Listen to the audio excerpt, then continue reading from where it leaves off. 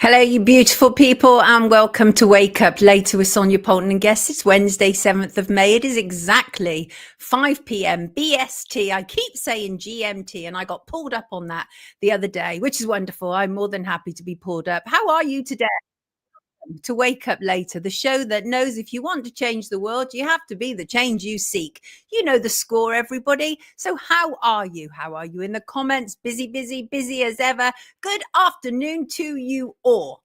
How are you? Lovely to see you. Lovely to see you indeed. What's on Wake Up Later today? Psychotherapist Lena De Harley will be joining us. She has a family history in Israel, but she is standing up to be counted for Palestine. And coronation anniversary, second anniversary this week. And I say, abolish the monarchy. You wouldn't expect anything else from me. And there was a debate in Parliament this week, which I thought was fascinating. And I'll be showing you a clip from that later.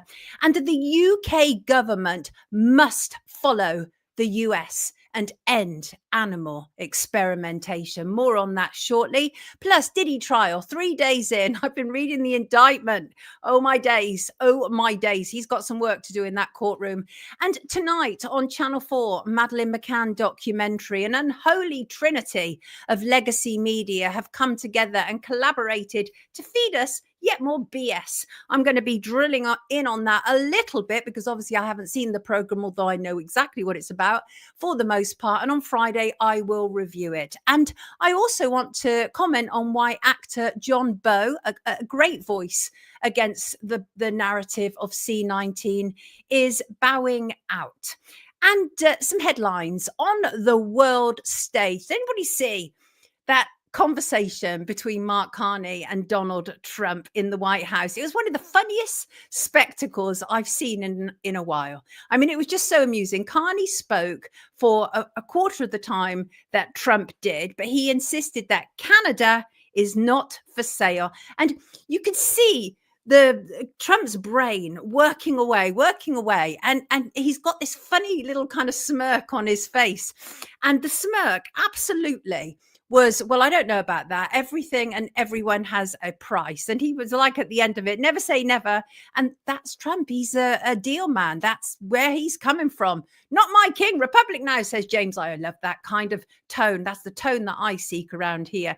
And there's been a lot of uproar about the India trade deal. I'm sure some people in the comments have heard about that newly announced India trade deal where PM Keir Starmer claims we are delivering for working people. Well, the backlash came swift, as you can imagine, and it emerged that Indian workers in the UK and their employers will be subject to a major tax exemption in order to have sealed that particular deal. For the first 3 years of employment in the UK, Indian nationals on temporary visas and their firms will not have to pay national insurance contributions in both countries. The change is understood to be a key demand by Indian negotiators who said the agreement, which had been 3 years in the making, I think it's probably longer actually, will result in significant financial gain for Indian companies. Yes, indeed, for Indian companies. Opposition politicians such as Robert Jenrick and Kemi Badenoch say this is so not good. Robert Jenrick, who is a Tory frontbencher, said British workers come last in Starmer's Britain.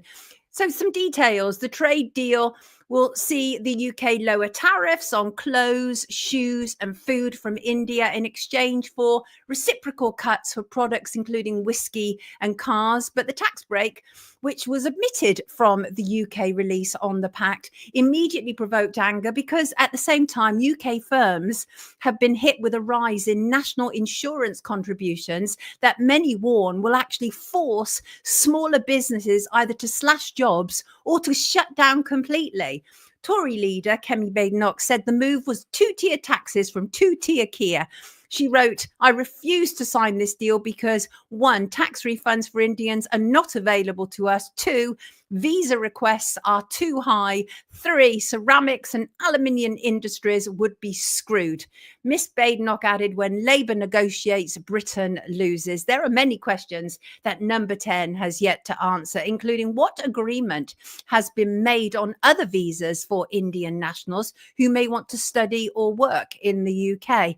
Tory MP Jacob Rees-Mogg is all for it. He tweeted, cheaper food and drink, including rice and tea, footwear and clothing, thanks to a welcome deal with India. Exactly what Brexit promised. I do not recall Brexit promising a system whereby those coming into the UK would be subject to privileged treatment that Brits will not.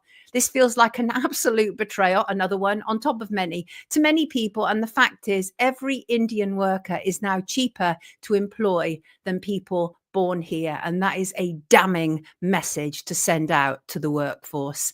And I'm sure many of you have seen asylum costs. Data from the National Audit Office has revealed that the cost of housing asylum seekers per day to the UK taxpayer is a staggering £4 million a day.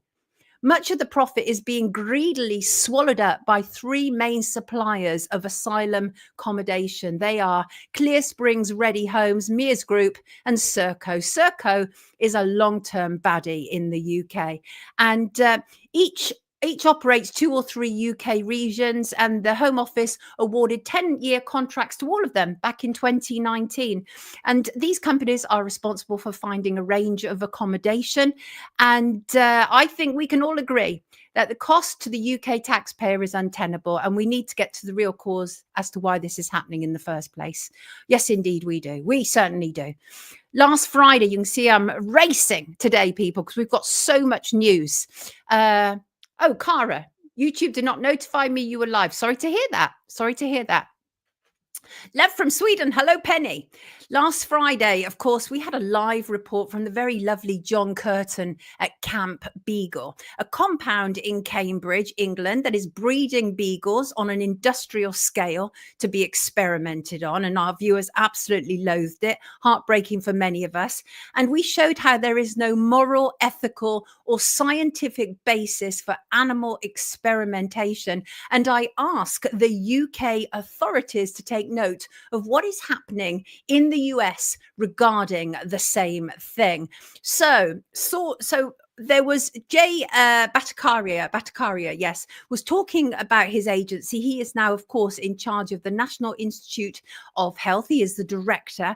And he was talking about the agency closing the last of its in-house beagle experimentation laboratories. And I'll play that clip shortly for you. But it was great to see and hear. And the UK government must absolutely follow suit and shut down any animal experiment labs or breeding facilities in the UK. I demand it. Certainly as a taxpayer, many other people do as well. There's no reason for it.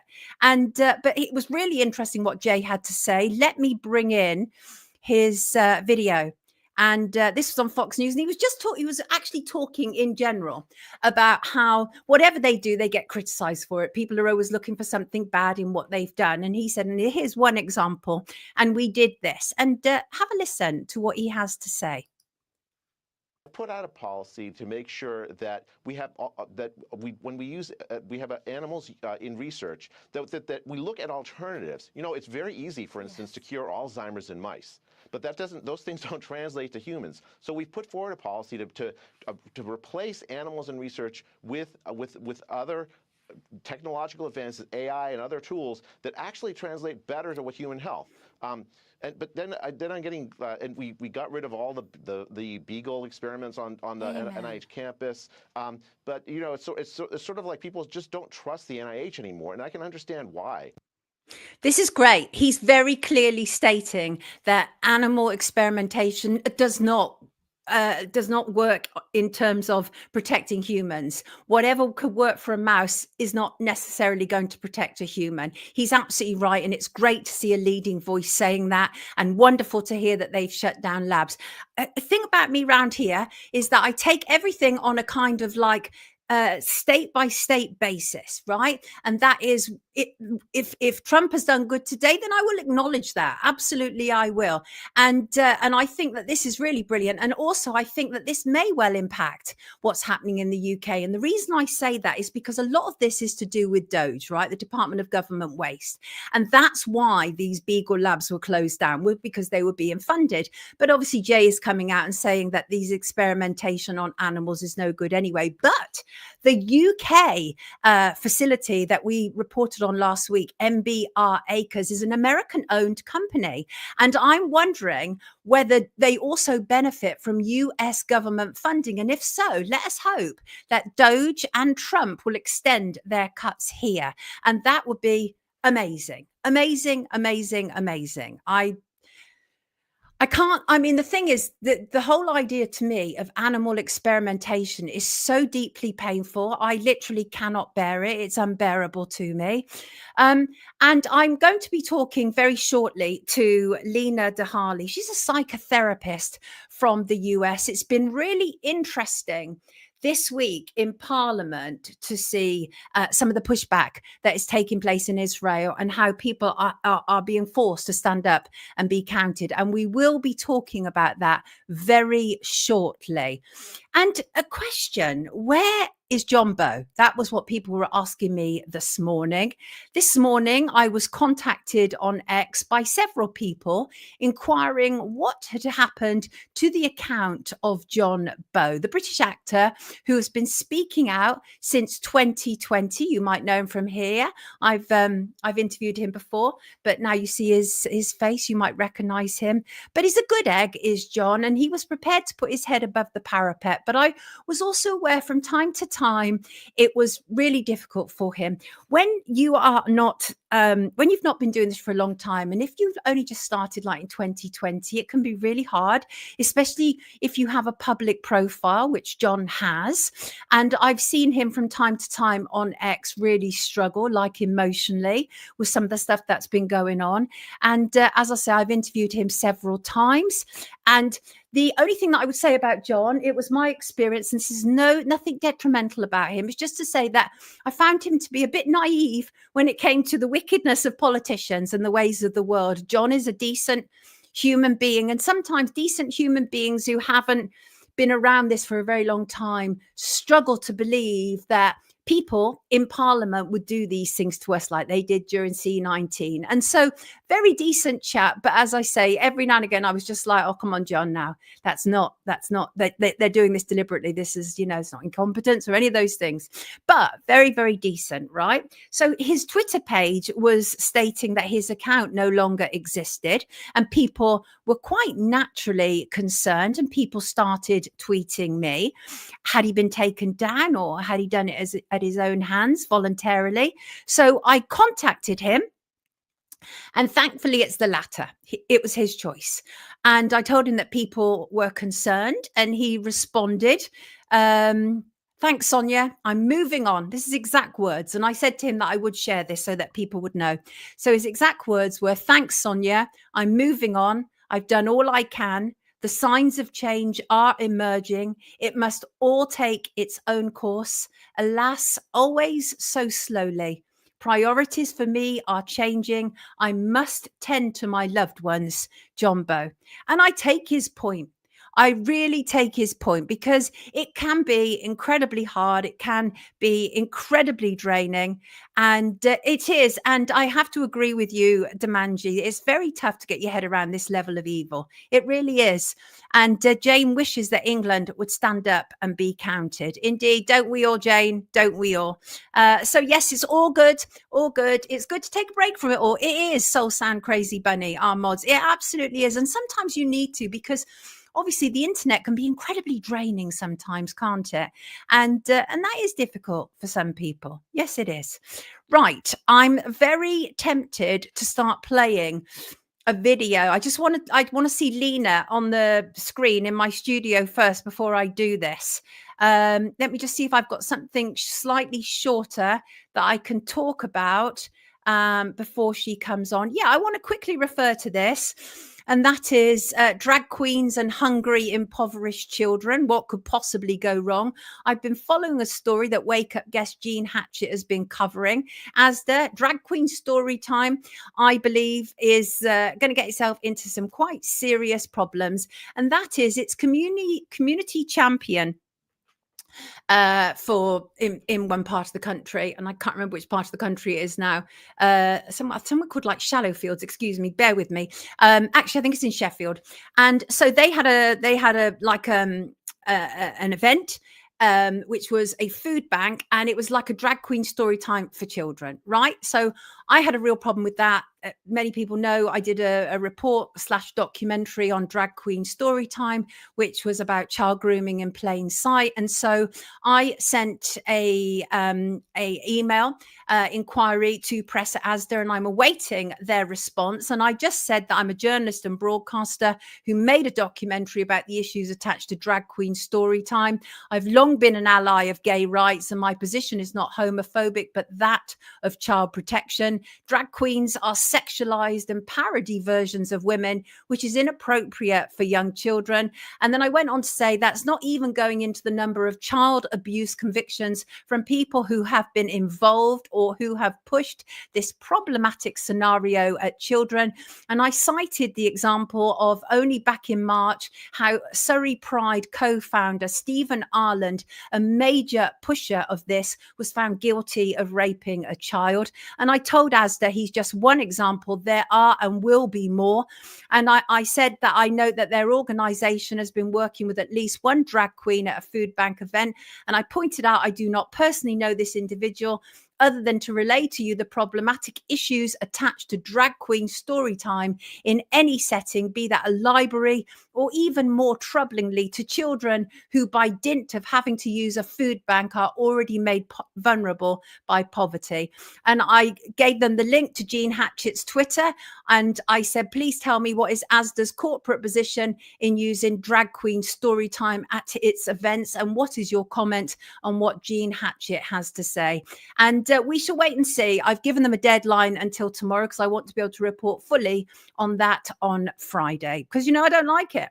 I don't like it. I shall keep you updated. Now, to go back to what I just wanted to say before I welcome in my guest today, and that is the changes that I'm seeing very much taking place in Parliament.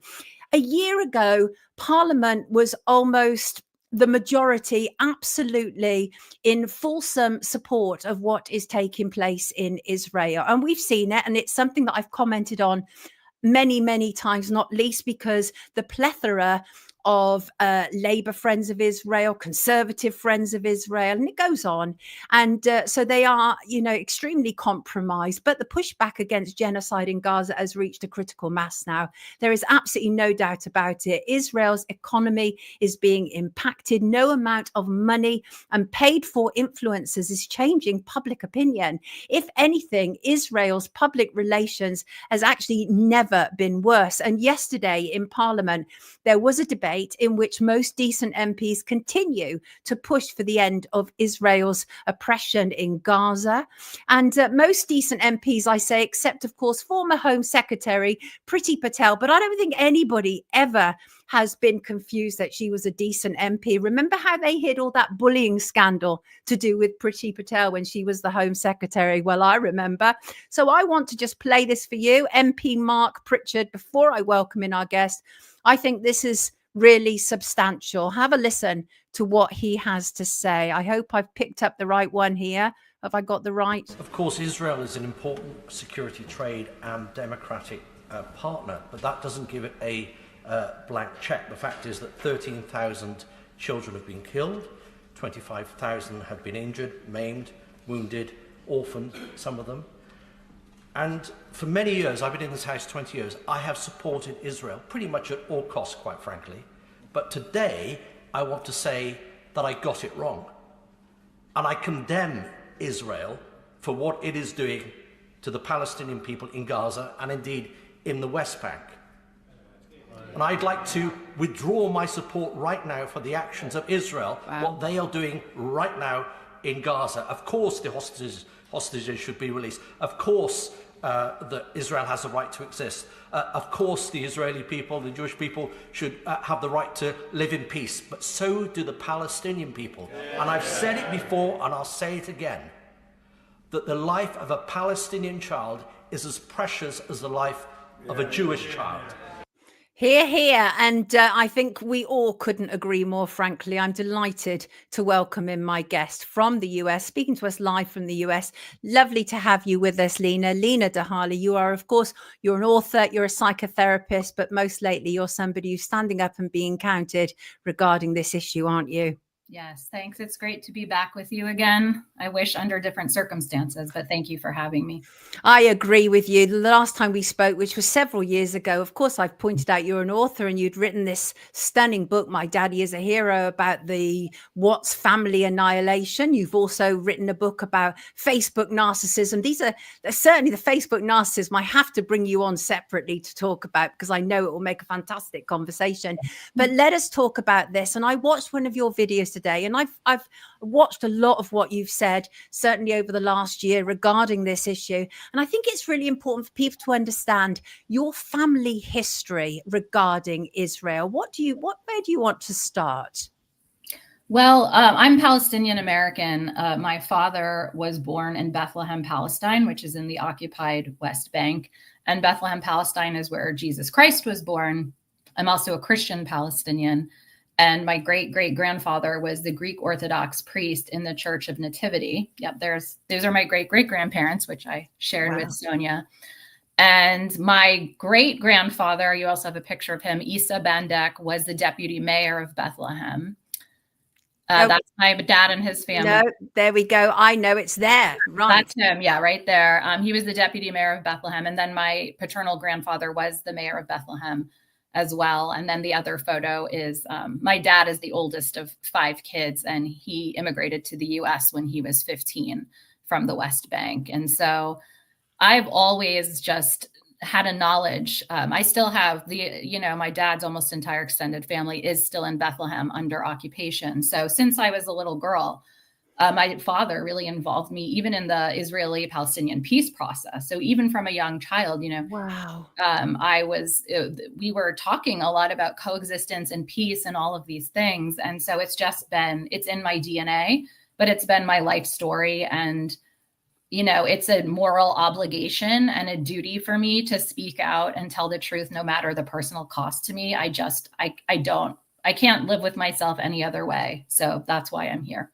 We just can't ignore it anymore. It reaches a point when and as I say, I do believe we've reached a critical mass now, which is why it's absolutely important for us to keep thundering this point home. And one of the videos that I watched of yours, and it really is upsetting to watch it, because you talk about an inside voice and an outside voice. And this could apply to a multitude of scenarios, whether you're speaking out against totalitarian or whatever regimes, whatever. But you're talking very specifically about this. Talk to us about the importance of speaking out and this inside and outside voice.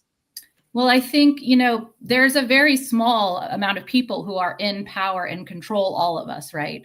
The power with us, the regular people, right? It's in numbers and it's with our voice. And so the only change that we see throughout history is when people stand up against atrocities, any atrocity in history, right? Mass dissent. And so I've seen that a lot of people know what's going on now. This has actually been live streamed. We have people like Candace Owens and people on the right, like Tucker Carlson, speaking out about this. There's no denying it anymore. And I think, again, it's a moral duty. I can't be alone speaking out. I need other people to join me. And I've been begging people, this whole time since October 7th, speak out for peace, for the safety of children, women, and innocent men. I just think it's a moral duty, and, the world would be a better place if we all raised our voices together, but not enough people are doing it. And part of the problem, as you point out, is that people with platforms and privilege are refusing to do it. But we know why, don't we, Lena? I mean, one of the reasons why I continue to talk about this, not least because we absolutely must. And we also must talk about other situations that are going on around the world. But what sets this one apart is the sheer volume of support that Israel receives from leaders all around the Western world. And that is definitely what sets it apart to do with other situations that could also be described as genocidal. What do you think about the backing that comes from people like Trump, for example? Because certainly our leaders have been putting Israel's interests first. Would you say the same is happening in the US? Oh, 100%. And that's just been the story, for, again, my entire life. Trump's number one donor is a woman named Miriam Adelson, who funnels, billions of dollars to him in his campaign. So regardless of what Trump personally thinks about the situation, he has a debt towards her. And anybody, we have a lobby in America called AIPAC, which is, they give money to politicians. And there's many social media accounts now that will, track AIPAC and all of these things, where they can show you which politicians are getting money to support Israel.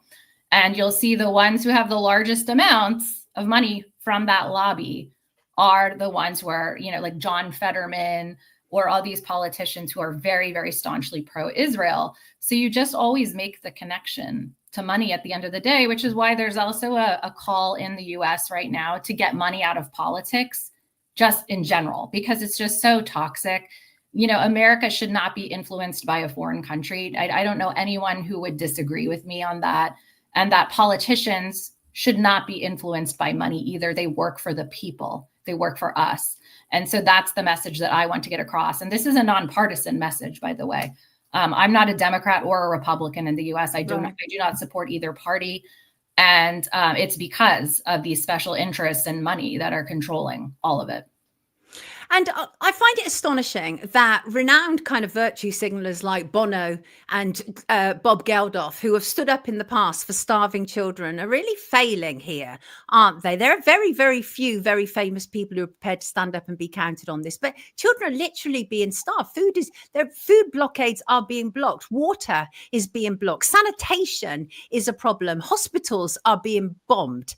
And I just can't get my head around it, how we are just like, we're allowing this to happen in plain sight, and so little has been done about it. But I'm wondering whether this is the last stage of it, because it didn't all start October 7th. Obviously, anybody who has any sense of history knows that that's ridiculous, right? So do you feel, though, that they may actually be getting somewhere finally, or is this just a continuation? Yeah, I think we're all afraid of, what's to happen. No food, aid, or anything has been let into Gaza since March 2nd. And today is May 7th. And we're watching in real time. I mean, you can find the images of children, and you've seen probably on my page, Sonia, skeletons. There's just not enough to sustain the population. And, now they're talking about a total occupation of Gaza. And I don't know if any of us know what that means or what's to come in the future. It is definitely an ongoing continuation since 1948, when this all did start. Right. And as you said, people can, if they're not familiar with that, they can Google, the Balfour Declaration and all of those things, and the Nakba. But ultimately, this is an ongoing, especially in the West Bank, which, is kind of it's similar, but what's happening in the West Bank is also a very ongoing continuation of settlers trying to steal Palestinian homes. The movie No Other Land, which is specifically about that, just won an Oscar in the US. So I will say that although the situation feels very dire, as the Palestinians have no power, as you can see. If they had any power, they would not be trapped in this enclave without food, water, or any way to escape. I mean, I used to help evacuate families out of Gaza when the border was open when this started, and we have not been able to evacuate anyone except some children and some people for, medical necessity. But even that has been really difficult. So this is an ongoing continuation, but it's accelerated since October 7th. But I will say the positive thing here in all of this is that the world has woken up to what's been going on since 1948. And I'm not just talking about the US, I'm talking about the entire world. There's protests sometimes in the millions all over the world about this. That's what I mean. It's like it really is a critical mass. And when people dare to say to me, well, this isn't British news, why are you covering it? I mean, apart from anything else, I've never turned my back on an injustice when it has presented itself to me. And when I've become absolutely aware it's an injustice, I've faced it head on. But this does impact us, obviously, not least because little Gazan children are now being sent over here because they're so sick. And you have all these people who just like literally, they cannot join up the dots, right? So they are opposed to these children coming in to get help because they're like, oh, their families are going to follow them. But they're not opposed to our continued support of this genocide. And so there's people have to do more joined up writing, more joined up thinking if they want any hope of this stopping, don't they? Yes, and actually it does have to do with all of us, Yes, everybody's complicit. As UK and, the US, we're supplying the arms to Israel, like that, especially the US. I mean, it can't happen, but it also can't happen without the support of other countries. Nobody's intervening. Netanyahu is wanted by The Hague. There's a warrant out for his arrest for war crimes. Nobody's intervening, right? So it's just, but we all are involved because in the US, at least, my tax dollars, which should be going to the fire department, the parks, the schools, all of these things are actually going to support Israel and bombing and killing and starving my people. And so that is very personal to me. What my government does is very personal to me. And I need to have a say where my tax dollars go, what my government does. And it does. We're all impacted. And the other thing I will say about that is what Israel can get away with in Palestine, that gives the green light for anybody to come and do it anywhere. And this is a message a lot of us really want to get out there. What we allow when we start breaking international law, when we start criminalizing free speech, when we allow that to happen, it can happen anywhere. And this is what's really scary for the entire world. You're absolutely right. And we've seen, of course, the sort of wholesale buying up of American Christian influencers on this matter, where they're having audiences with Netanyahu, whether that's Tim Pool or whoever. And I find that really troubling, this whole idea that apparently there is not even an alternative media to this. The alternative media is also bought and paid for as well. So people like us are actually we're in the minority, but as I say, it's all changing. It's literally all changing. And people who are bought and having these audiences with Netanyahu, they are being revealed for who they are. And obviously it's ruining everything else that they've done as well. So I think that's a good thing for them to be highlighted. Yes. And I will say it's a great thing that people like you have a show and a platform, and that we have TikTok. I don't know if you know this or your viewers know this, but TikTok was supposed to have been banned in the US specifically because that's how the message of Palestine got out. Palestinians were no longer needing to use the mainstream media to get their message out. They used their cell phones, and their narrative was told by them for the first time. And so a lot of people who, don't want that Palestinian message to get out saw that TikTok was the vehicle to do so, and alternative media and YouTube. And that's why there's been so much suppression around social media platforms or around this topic in general. But it's important. I'm so glad that we have these outlets to do this now. Same, absolutely. Before you leave us today, I want to leave the last thought to you. What do you want people to know? I just want people to know, again, that what can happen to someone else can happen to all of us. But the human thing to do is that there should be no circumstance ever where masses, hundreds of thousands of innocent people are killed. And I did see a sign once at a protest where they said, in America, we have a problem with mass shooters at schools. Say we have a mass shooter inside a school. Do we bomb the whole building with all the kids inside to get rid of the mass shooter? No, we don't. We have the most sophisticated technology and weapons systems now, and AI and all of these things. There's no reason they can't target the people they want to, but they're bombing hospitals, schools, churches. The Catholic Church, the Greek Orthodox Church, Catholic Church in Gaza have been bombed. There's nothing left. There's never an excuse to bomb places of worship, hospitals, schools, to starve children. A mission can be accomplished without all of this carnage and casualty and violence and mass death. And I think people need to think critically about that and push for a better world. Thank you for joining us today, being so eloquent and passionate on such a vital issue. Everybody, Lena De Harley, she is an author, she's a psychotherapist, and she's a really decent human being. Take good care of yourself, Lena. Lovely to see you again. Lovely Hope to to see you see you. soon. Take Thank you, care. Sonia. Bye. Bye. And yeah, this is it's so vital, and I will continue talking about it. And I'm happy to talk about other situations if people feel that there's another part of the world that needs to be highlighted on spotlighted. Email me, let me know. Oftentimes I don't always see what's going on in the live chat, and time doesn't permit me to go back through the live chat after the live stream. Unfortunately, I do pick up comments though that are often said on the videos. So, but lovely to see Lena. Absolutely lovely to see her. Right. I want to talk about royals. I want to talk about abolishing the monarchy. I do not actually remember a time ever thinking that royalty was a good plan for humanity. The thought of it, frankly, makes me gag.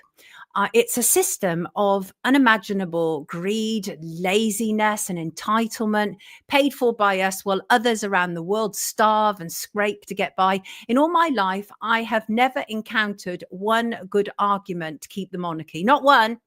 Literally not one. And I've heard them all. And obviously the most frequently trotted out one is they're really good for our economy. No, they're really not. They're really not. And they lie about how much they're getting from the sovereign grant, as well, as I will tell you.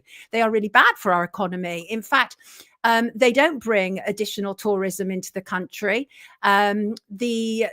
When you look at the list of top 10 tourist destinations around the world, the Palace of Versailles in France is right up there. They don't even have a royal family. And Legoland Windsor has repeatedly beat the royal households, royal castles for visitors. Legoland Windsor. Right.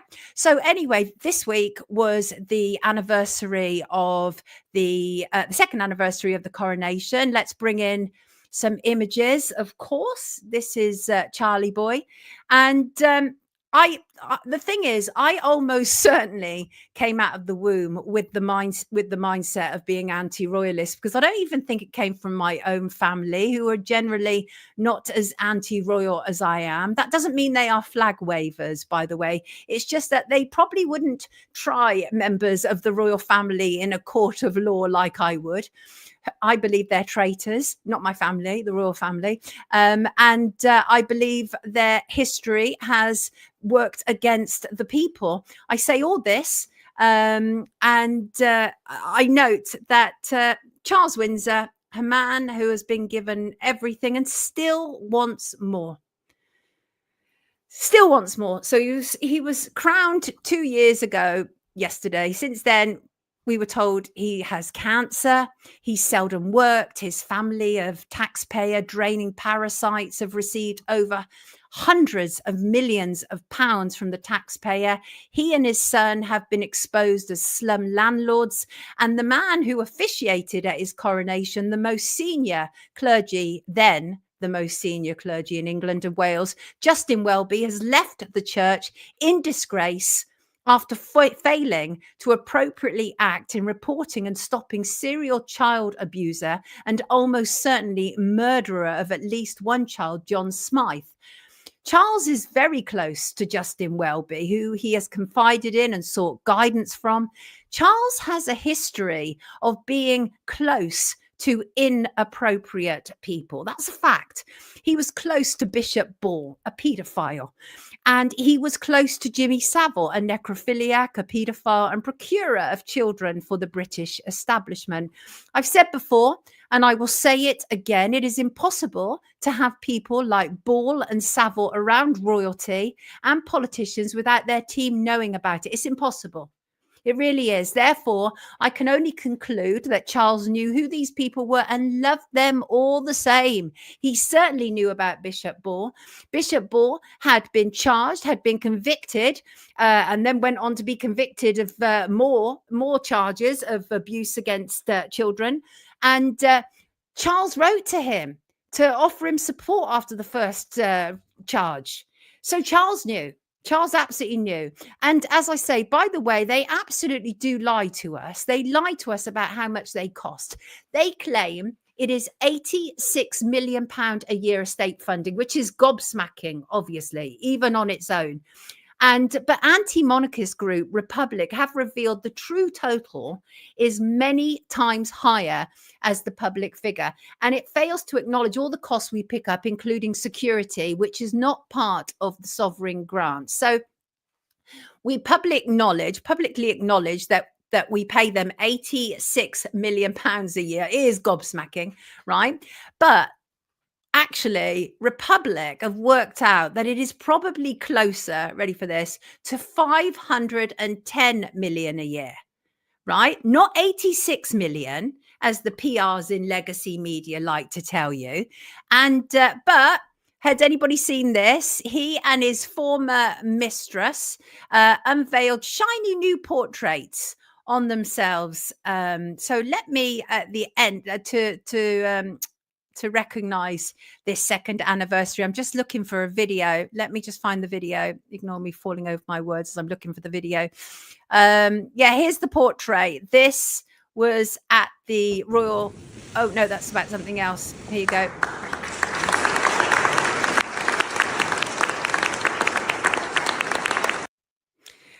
So that is unveiling shiny new portraits of Charlie Boy and his former mistress. I will never see them as a king and queen. I don't believe in people ruling over us, not at all. Abolish the monarchy, absolutely. And I note that Charles also went out yesterday to meet man of many secrets, or so I'm told, David Attenborough, who premiered his new documentary Ocean at the Royal Festival Hall ahead of its official release on Thursday, which is also Attenborough's 99th birthday. David Attenborough has been involved in capturing stunning footage of the animal kingdom and ocean life. Of that, I have no doubt. Absolutely. Okay. But he's also been an establishment mouthpiece. And that is absolutely apparent when the king goes to his premiere, right? I mean, absolutely apparent. This is reward for good behavior for a lifetime of propping up some of the most monstrous agendas Charlie Boy is involved in, including the climate change lie, which is Attenborough's biggest contribution to propaganda. And legacy media hacks are all gushing over this film. And I'm sure it's beautiful. I'm sure it's beautifully filmed, beautifully made. And as one example, the Daily Mail review says, in a way, Ocean unfolds like a party political broadcast on behalf of the planet. Attenborough stresses that we can still counter the effects of climate change and diminishing biodiversity, and the key lies below the waves.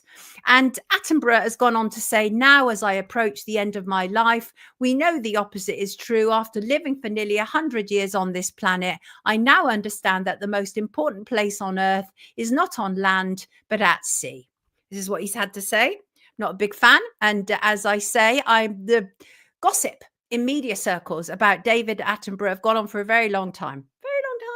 And some have come through recently as well. So we shall see. Jury selection. How are you, people? I'm thundering through the news today, aren't I? Let me just check the comments. Where are they? Cappuccino doesn't trust animals. He doesn't trust Attenborough, rather. He talks to animals. I talk to animals. I get far more sense out of animals than most human beings, everybody. Yes, I do. What's that? Wait, there's so many comments about Attenborough. Let me see. Attenborough claimed that some whales had died due to plastic inhalation with zero evidence. Even marine biologists called him out for it. He's an establishment mouthpiece. He is Jeff. Absolutely part of the net zero agenda. Without a shadow of a doubt, we know it. And Vendetta said, what is the gossip? Well, the problem is Vendetta. We have defamation laws in our country, which are very, very problematic. So I'm not foolish enough to be talking about gossip right here while a man is still alive. But I am pretty sure that when he dies, lots of information will emerge. Who knows? And London Lady said, wait, what? Most of the underwater sounds are fake in Attenborough documentaries. Is that true? Yes, Ben, absolutely. Smiley face. And Drumstick said, have you looked into Attenborough's membership of Population Matters? Yes, he is a eugenicist. That's the other reason why I've long disliked him. And we talked the other week about this, didn't we? And I said that I was always much more of a David Bellamy type gal. That's right. CMP said, I am saying this because we should not make it as a personal attack. I have no idea. I have no idea what some of these comments are about. Right. Sean Diddy Combs, jury selection, 3 days in. This is getting interesting. And I think also, let me bring up this image, because I think sometimes things are really quite profound in the timing of them. And let me just find my image here that I wanted to bring up, because I do think it's interesting. There it is. So it's interesting to me that jury selection for Diddy's trial started on the same day as the Met Gala. Met Gala is an annual event that Diddy and his main accuser, Cassie, were once at regular attendees and treated as the second coming. This is from a Met Gala. This is Cassie, who is the US government's star witness against Diddy, of course, based on the now infamous video where she was alleged to have been running away from the so-called freak-offs, the orgies, and he ran down a hotel corridor and he was kicking her and dragging her back. And his team have said that has been manipulated, but we know for a fact that after that was released, like almost 10 years on, because money had been handed over to people at the hotel to stop that video from surfacing. But when it did eventually surface, and then it did lead to the criminal charges, but he came out and he was like beside himself. That's not me. I'm not that kind of man. He never once denied doing it. Never once. So that in itself, I thought was problematic, frankly. Let me just remove that. But I think it's really interesting what is going on in the jury selection. So what they've done is they've whittled the jury now down from close to 200, and they're hoping to get to the sort of magic 45 mark today. I've been reading the indictment against him. It includes allegations of trafficking, of beatings, of prostitution, of attacks when people wouldn't do as Diddy told them to do. But it would appear that his defense in all of this is that he's a swinger. I think the big push that his team are going for is that this was his lifestyle. He wasn't involved in abusing anybody or trafficking anybody or prostituting anybody, but these were willing participants who took part in these so-called freak-offs.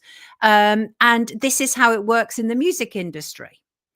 Well, here's the thing is that, yeah, in part, it's true. There's an awful lot of sex, drugs, and rock and roll in the music industry. That's a fact, right? But that's literally not what people who are suing Diddy and what people are saying in this criminal case. But we shall see. It was interesting on Monday.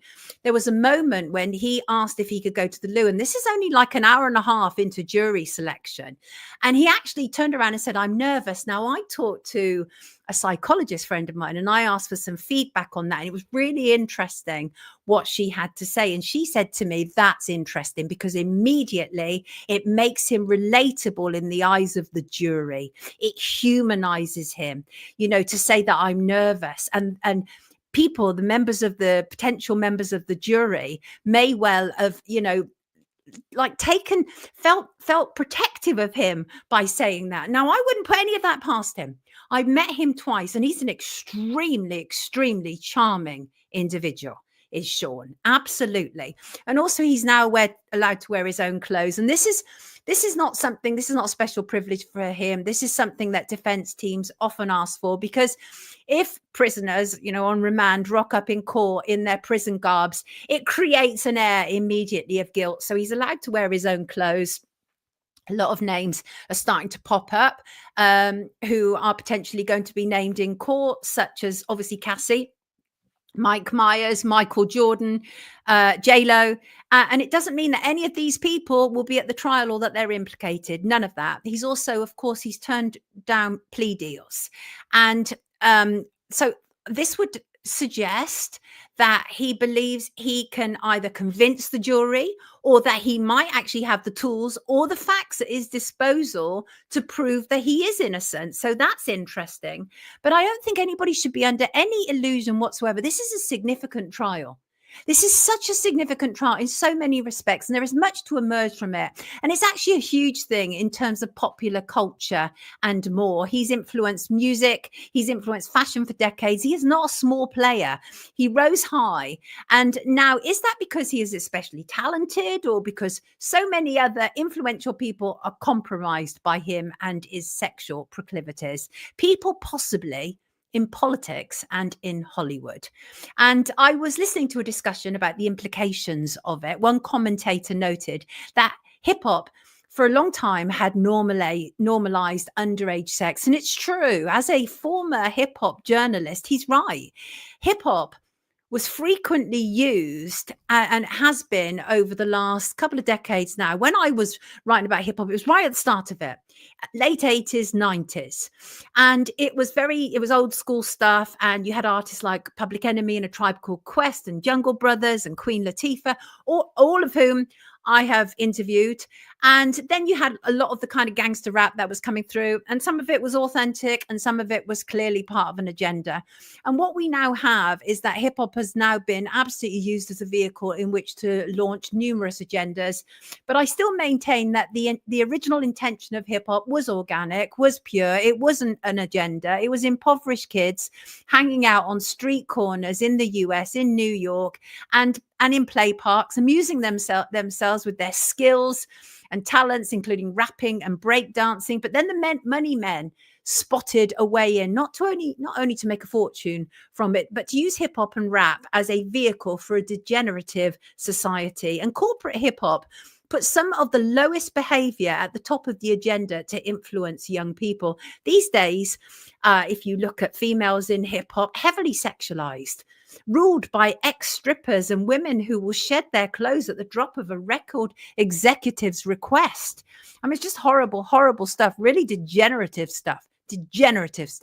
So I do think that this is substantial. He's had a major influence. And right, what else do I want to talk about? Oh, CoOp Hacking. I went into a co-op near me yesterday, and the fruit and veg shelves were all but empty. And the co-op have claimed that this was due to a cyber attack, some of which had happened last week.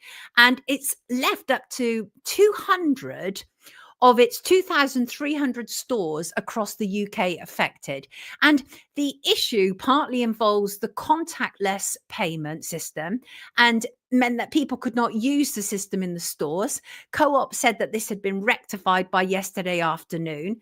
Well, let me show you what greeted me. And immediately, the first thing I thought of was people better get prepping. They better get prepping. Let me just show you this video of what I took in a co-op near me yesterday. Let me just find it, because I think it was actually quite shocking. Check it out, peeps.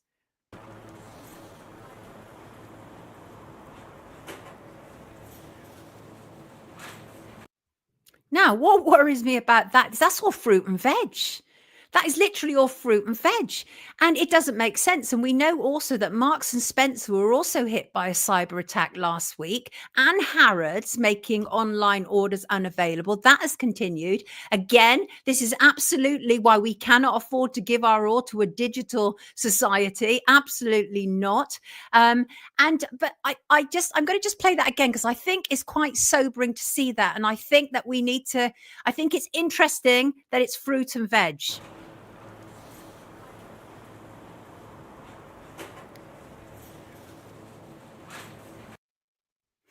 And so, you know, if you're able to grow your own, please do. Obviously, you need to know that.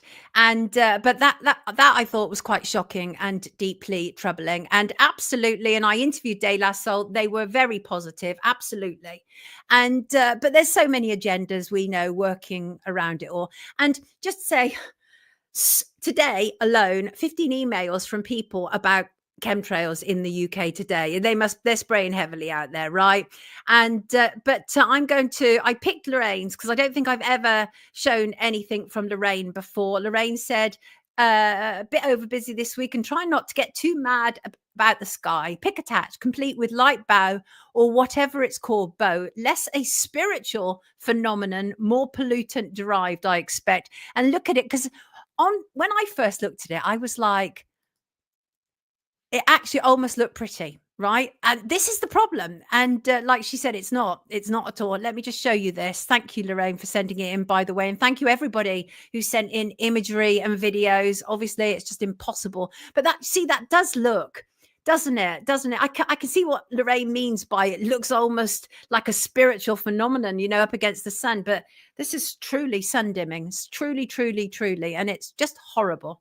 Now people will get it, said Kelly. They spray at night here too, said Blue Nomad. Where are you, Blue Nomad? Amy said, you say prepping, Sonia, but for how long? Days, weeks, for months? No, right. So obviously what anybody should have at least is, well, the recommendation is to have enough for a month, right? Now I don't claim to have that, but I do have a cupboard in which I have some tin stock, and I have regular supplies of water delivered anyway, because we don't drink from taps because of raw number of reasons, not least it's Thames water around here and cryptosporidion and all those different things. So I just think anything that you humanly can, really, anything that you humanly can. But Kelly, you're absolutely right. The most important thing is do not fear. Just be prepared. That's all. Just be prepared. And I think that's important. Important thing to do. Right. I wonder if I've got some imagery for this. Actually, I don't think I have, because I'm rounding out now. On Friday's show, I will review a new documentary on Channel 4 tonight about Madeleine McCann. Now, the Channel 4 have worked together with the Sun newspaper, so, the lowest of the low. And they've both worked together with ITN Productions, of which I have personal experience, having worked for ITN previously for 8 years until they got rid of me because I spoke out during C19. And they had this documentary on at 9 o'clock tonight called The Unseen Evidence. And Madeleine McCann, The Unseen Evidence. Honestly, Channel 4 must be so desperate.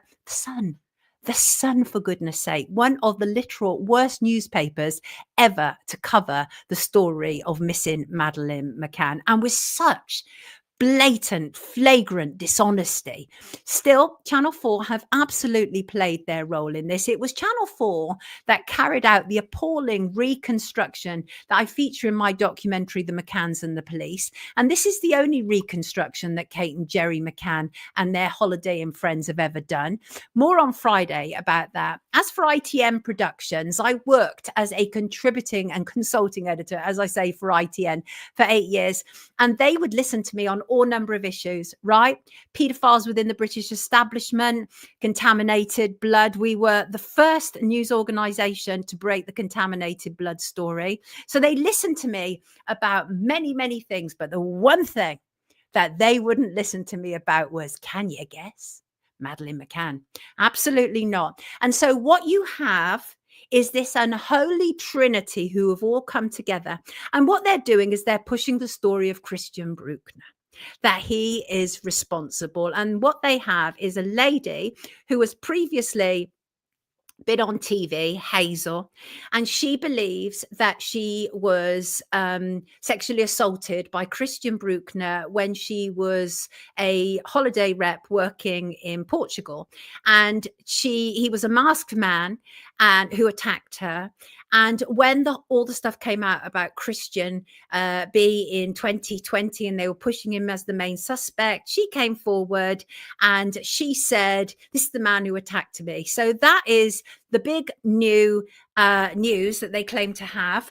And some people are saying that they will be revealing that they have footage that Christian B had that will absolutely confirm what happened to Madeleine. I call BS.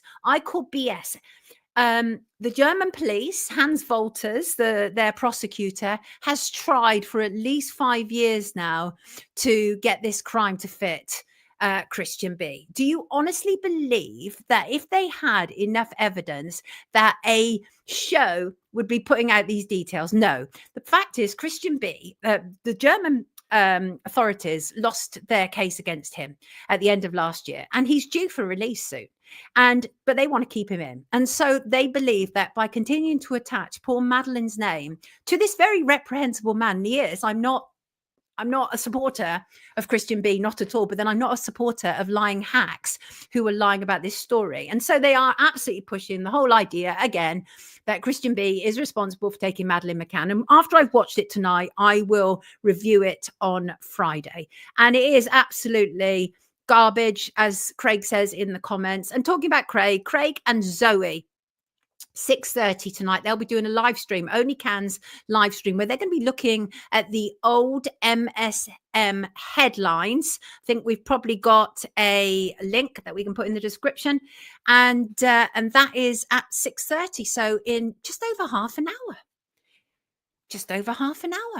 And but it is garbage. We know that, absolute garbage. And this is, I actually think this is about these three organizations coming together, because every one of these organizations have pushed the abduction theory. So this going on this, like Christian B did it absolutely reinforces their permission.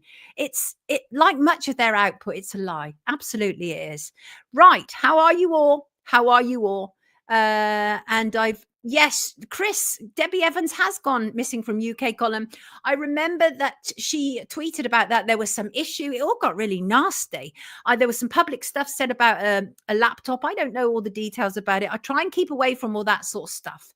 I don't like to get involved in that sort of stuff. I really don't. But no, she isn't on there anymore, which is a pity, because I always thought that she was a great contributor to UK column. And really, really excellent news, by the way. On Friday, I'm going to be joined by the rather brilliant Michael Tellinger. I am a long-term fan of Michael Tellinger from his home. I think it's in South Africa, and it's prior to a trip to the UK. So that is going to be fabulous. I'm very much looking forward to that. And thank you to Alien Invader on X. Brilliant idea, right? Tweeted today. And we this is literally common sense, simple stuff that we should be doing. And that account tweeted, why don't councils plant fruit trees like apple and pear trees in city and town centres? CO2 capture, oxygen release, and free food for people who need it. That's simple stuff, right? They plant flower beds that they have to tend and water. Why aren't they planting fruit trees? I love that idea. Let's have fruit trees. And so, yeah. And final thought tonight to brilliant seer, Milton William Cooper, whose Earth birthday was yesterday. I will be covering him more fully on Friday's show. And he was absolutely brilliant. One of my favorite books, Behold a Pale Horse. Do you know that when he wrote that years before the release of the JFK files or anything else like that, he actually stated in Behold a Pale Horse, President John F. Kennedy was murdered by the Secret Service agent who drove his car in the motorcade, and the act is plainly visible. He knew. He absolutely knew. But I want to leave with a quote from him. Good guy. Milton William Cooper, often just referred to as Bill Cooper. And as I say, I'll be talking about him more on Friday, but I'm going to leave you with this quote, and that is, to cling to the past is guaranteed suicide. To remain apathetic is assured enslavement. To learn the truth and then act on it is the only means of survival at this moment. Indeed, it is. Learn the truth, act on it. I will see you Friday. Have a fantastic Thursday, everybody. Thank you to my mods. Thank you in the live chat. You're wonderful people. I love you. And thank you for commenters. Thank you to everybody who supports Wake Up. I love you so very, very, very much. Take good care of yourself, and I'll see you Friday. And don't forget the Only Cans live stream. Take good care of yourself, people. Love you.